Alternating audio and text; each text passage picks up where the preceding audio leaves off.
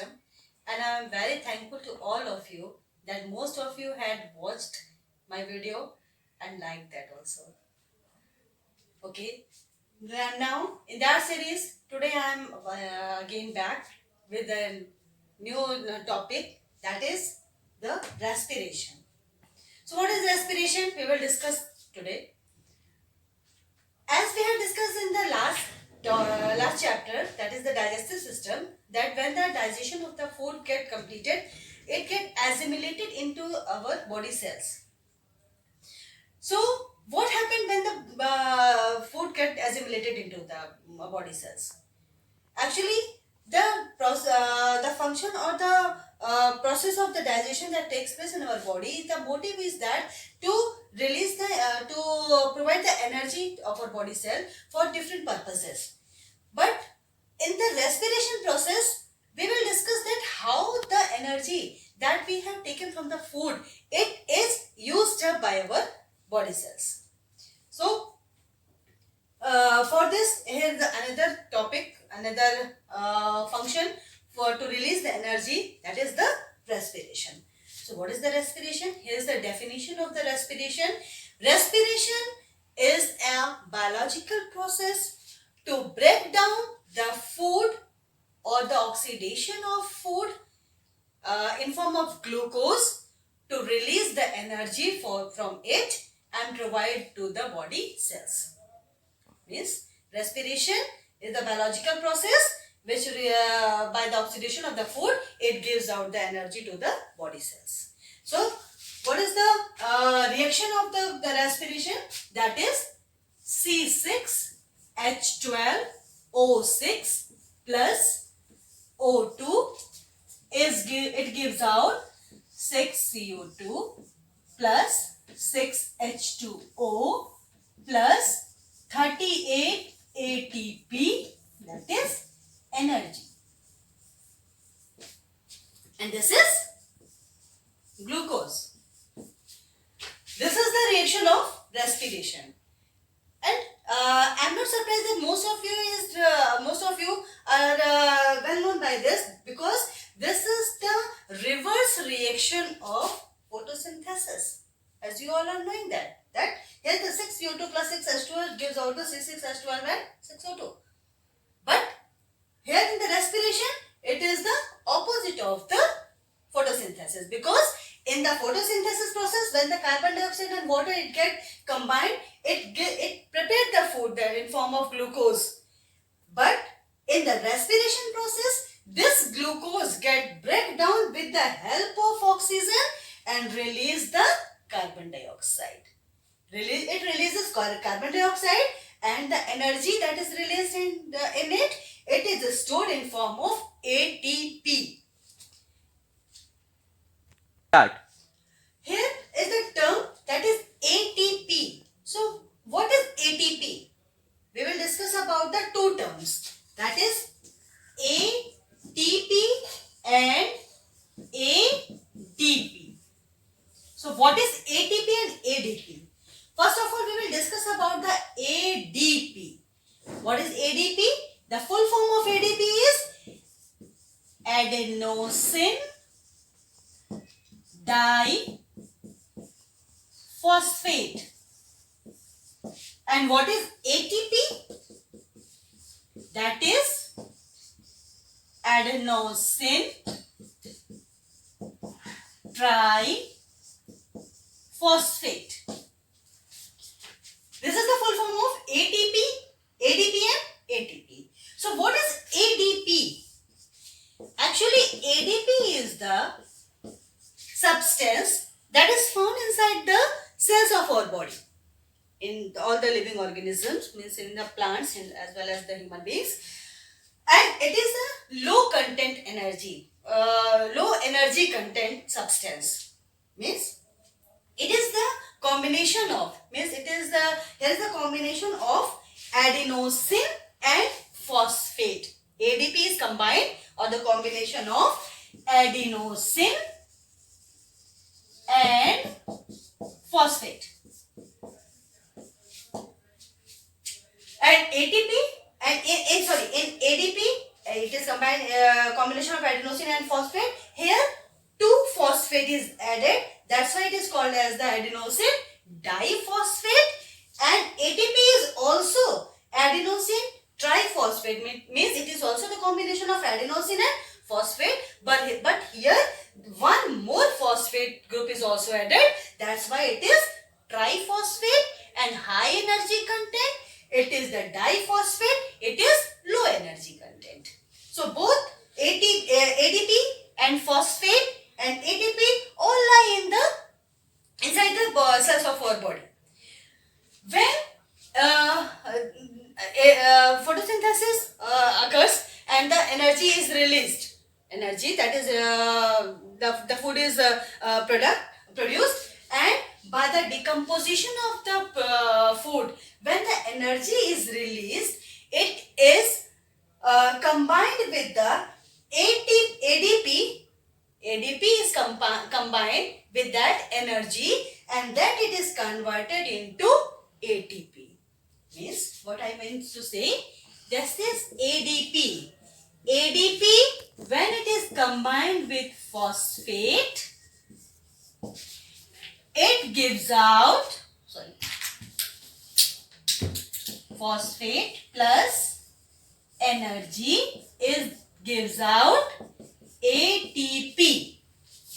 Means the energy that is released during respiration,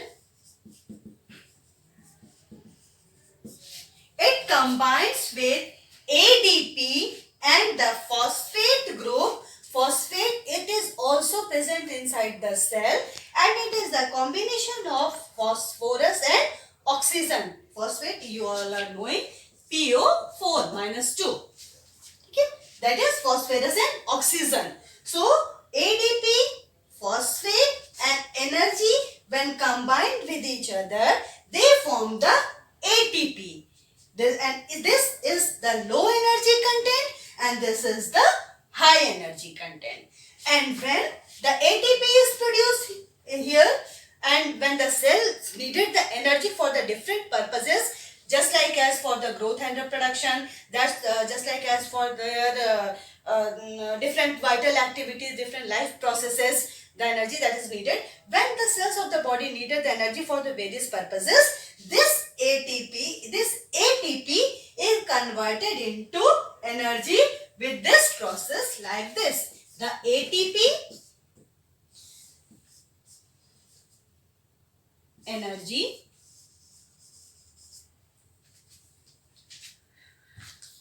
ATP, with the help of water, it get converted into ADP plus phosphate plus energy. So when ATP is needed or the energy is needed by the different cells, this get converted into ADP and the energy is given to the cells. So this is the two forms of energy content or the energy currencies, that is called as the ATP and ADP. These are the two terms that is also very important in the process of the respiration. Hello. Now we have two types of respiration. One is aerobic respiration.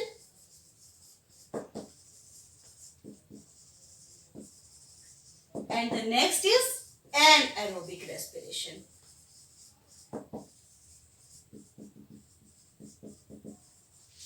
Aerobic respiration, and it is clear by this name that it is performed in the presence of oxygen. That's why it is called as the aerobic respiration. Next one, the anaerobic respiration. Anaerobic, and it is clear by its name that it is performed in the absence of oxygen.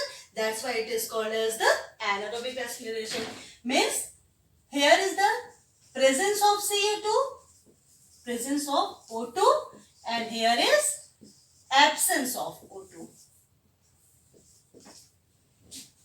Aerobic, presence of O2 or oxygen, and anaerobic is absence of oxygen.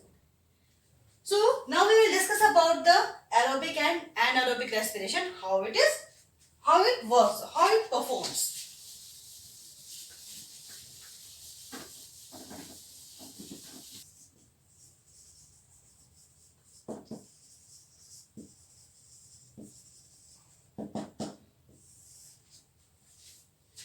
And it is clear that aerobic respiration performs in the presence of oxygen, and it performs in the mitochondrial cells. In the cells, we had read about the mitochondria. So, the mitochondria is the site of aerobic respiration. In aerobic respiration, what happens here? The glucose, that is C6H12O6, it breaks down into a 2-molecular pyruvate or pyruvic acid. Pyruvate or pyruvic acid. And then after, in the presence of oxygen, it breaks down into carbon dioxide, water and energy, that is 38 ATP. This process, when the glucose get break down or oxidized into pyruvate, that is called as the glycolysis. This is called as the glycolysis. And after that, when the pyruvic acid is formed, either in the plant cells or in the human beings or in other microorganisms, if the oxygen is present, then the aerobic respiration takes place, and if the oxygen is not present there, then after the anaerobic respiration takes place. So, we are reading about the aerobic respiration. Here the glucose get converted into the pyruvate or the pyruvic acid, that is a ketone hydroxylic acid, that is CH3COOH, that is pyruvic acid.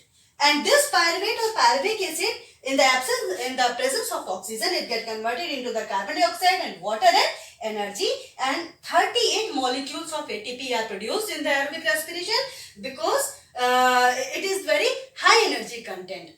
And then after, we will start the next topic, the anaerobic respiration. What is anaerobic respiration? It is clear that it performs into the absence of oxygen, and in anaerobic respiration, the product is formed in form of ethyl alcohol, carbon dioxide and ATP, and sometimes it forms in form of the lactic acid also. So when it is the anaerobic respiration is also called as the fermentation process. It performs in the microorganisms just like as the fungi or yeast of fungi, and the other term that I had said, that the reactant also, the lactic acid that is formed, it forms in the muscle cells of the human beings when they perform very heavy exercises. So we will discuss that. So anaerobic respiration, here again the glucose C6H12O6, it get converted into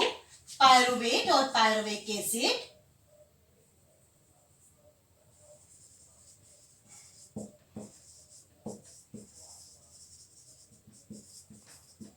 Then after, in absence of oxygen, it get converted into ethyl alcohol C2H5OH plus 2CO2 plus 2 ATP. Here in anaerobic respiration, very less amount of energy is produced in form of ATP.